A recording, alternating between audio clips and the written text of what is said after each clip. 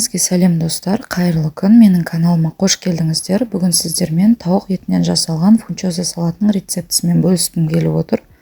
Дастарханыңыздың сәнін кіргізетін осы бір салаттың рецептісін жоғалтып алмас үшін менің каналыма тіркеліп, лайк басып, қоңыраушаны басып қойсаңыздар болады.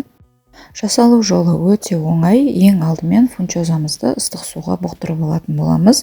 Фунчозаның сыртындағы инструкциясына қарап бұқтырғандарыңыз дұрыс болады. 8 минут десе 8 минут, 10 минут десе 10 минут бұқтырып алғандарыңыз дұрыс. Келесі кезекте тауықтың төс етін алып, осыны ұзынша етіп турап алатын боламыз және үстіне керекті дәмдеуіштерімізді, яғни өзіңізге ұнаған дәмдеуіштерді қосып, мариновка жасайтын боламыз.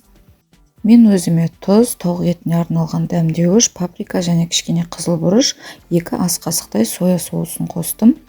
Қолымызбен осылай әдемілеп араластырып аламыз. Кейін қызып тұрған табада қуырып алатын боламыз. Дәл осындай алтын түске енгенше қуыратын боламыз, күйдіріп алмаңыздар. Келесі кезекте пісіп дайын болған фунчозаларымызды бірнеше бөліктерге бөліп, салқын суда бірнеше рет жуып алатын боламыз. Жеуге ыңғайлы болу үшін бірнеше бөліктерге бөліп алғаныңыз дұрыс болады. Қажетті ингредиенттерді мен алдын ала турап алдым.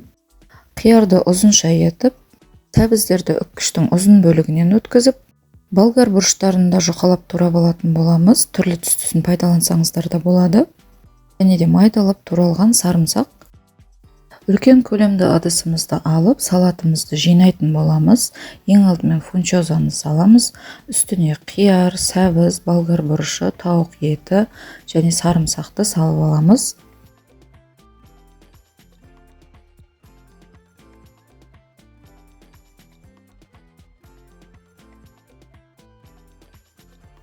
Дәмдеуішіне мен фунчозаға арналған осындай арнайы дәмдеуішті пайдаландым. Чим-чим ұсынған арнайы дәмдеуіштер бар, оны да пайдалансаңыздар болады.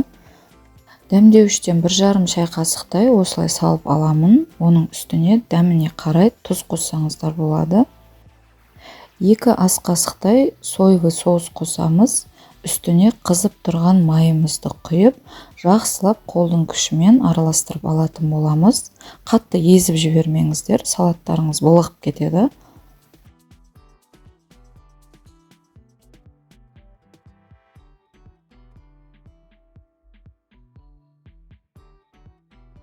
Араласып дайын болған салатымызды бірнеше сағатқа тоңазытқышқа қойып алсаңыздар дұрыс болады. Салқын күйінде жеген өте дәмді болады.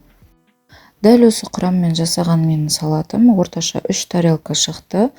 Количествосын өзіңіз көбейтсеңіз де, азайтсаңыз да болады.